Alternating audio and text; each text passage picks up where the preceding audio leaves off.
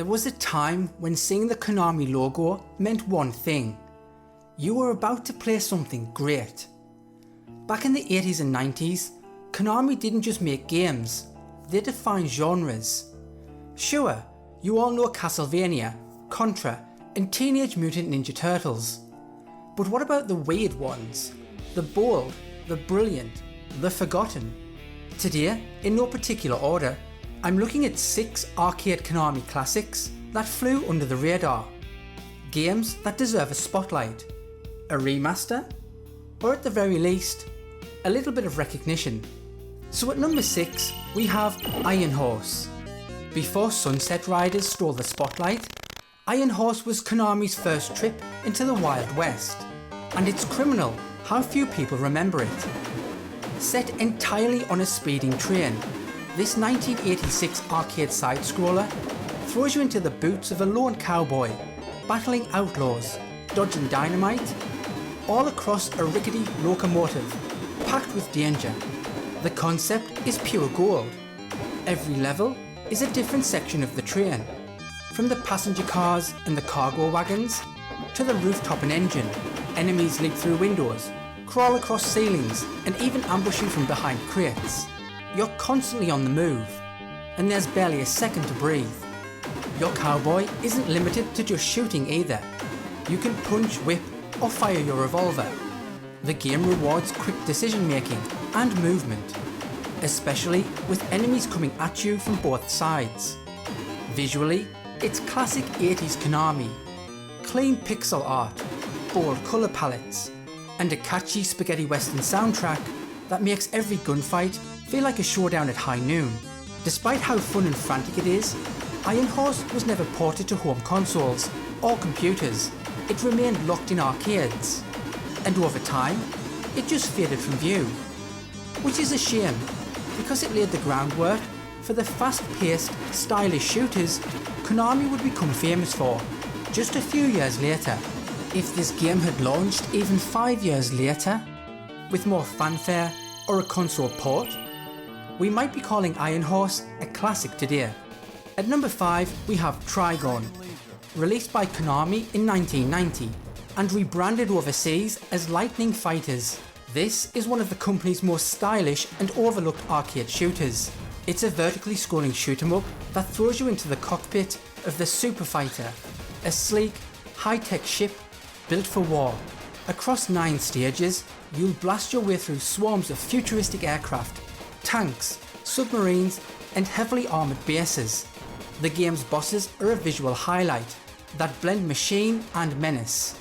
Some of them look like bio-cybernetic war engines, packed with moving parts, missile pods, and glowing cores. Every boss fight feels distinct, with attack patterns that keep you on your toes. What really makes Trigon stand out though, is its weapon system. You've got the usual rapid fire cannon, but also unique power-ups, like the Dragon Laser, which launches a fiery dragon-shaped blast across the screen. Then there's the Lightning Sword, a short-range energy beam that can tear through bullets and enemies alike. It's not just flashy, it's functional, and it makes every power-up feel worth grabbing. The pacing is fast, the soundtrack full of energy, and the challenge ramps up nicely. It's tough, but fair. Exactly what you'd expect from peak era Konami. So why don't more people know about it? Probably the name. Trigon sounds sleek and mysterious. Lightning Fighters, not so much. That bland international title, combined with limited arcade distribution, meant it got buried by bigger names, like Gradius. But make no mistake, Trigon is an absolute gem. If you love shoot 'em ups and you missed this one, it's time to fix that. At number 4 we have Asterix. Asterix is a hidden gem, and based on the legendary French comic series. This arcade brawler lets you play as Asterix or Obelix, 2 heroes from a tiny village who punch Roman invaders in the face, literally, across an animated, tongue-in-cheek adventure. What immediately stands out is the visual style. This isn't just inspired by the comics, it looks like the pages came to life. The character sprites are huge, fluidly animated and full of personality. Asterix zips across the screen with quick jabs and flying kicks, while Obelix slams enemies with bone-crushing force and throws them like ragdolls. Every level is packed with slapstick humour and detail. It's chaos, and it's brilliant. But don't be fooled by the cartoon look. Asterix has tight gameplay. It's fast, responsive, and surprisingly challenging, especially in later levels. The combat feels weighty, with a satisfying crunch to every punch. In the co-op mode, pure gold. 2 players bashing Romans side by side never gets old. It might be one of Konami's best looking arcade games, period. And it absolutely deserves more love than it gets today.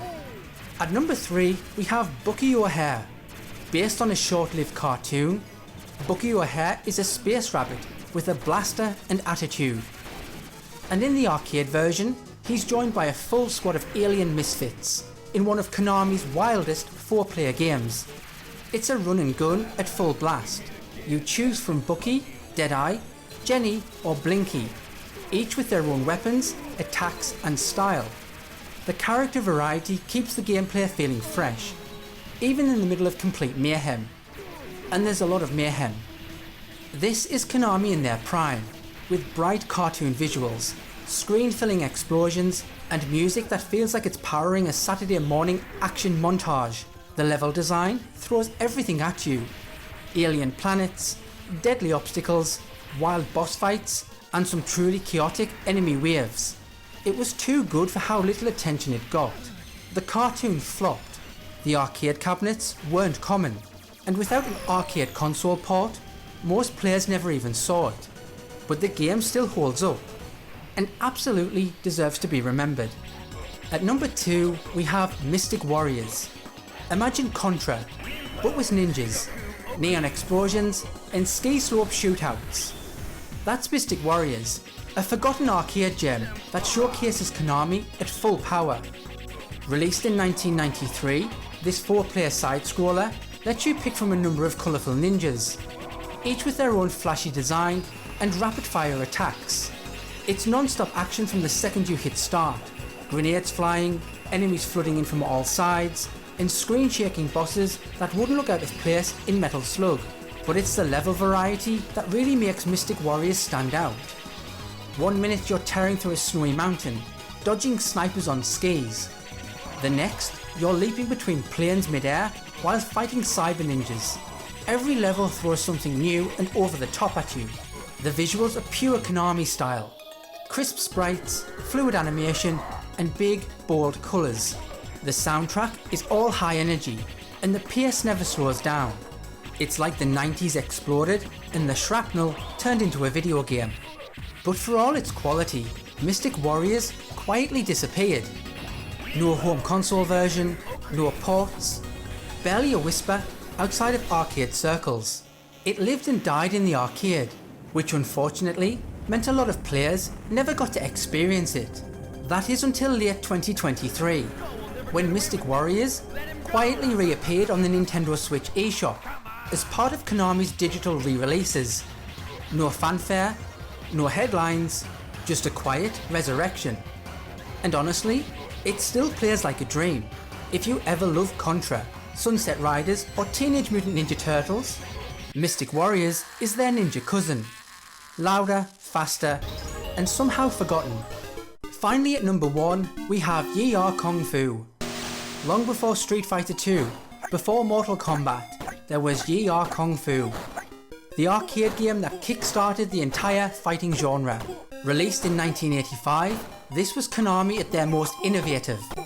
You play as Oolong, a martial artist who battles a series of increasingly tough opponents, each with their own fighting style, movement pattern and deadly weapon.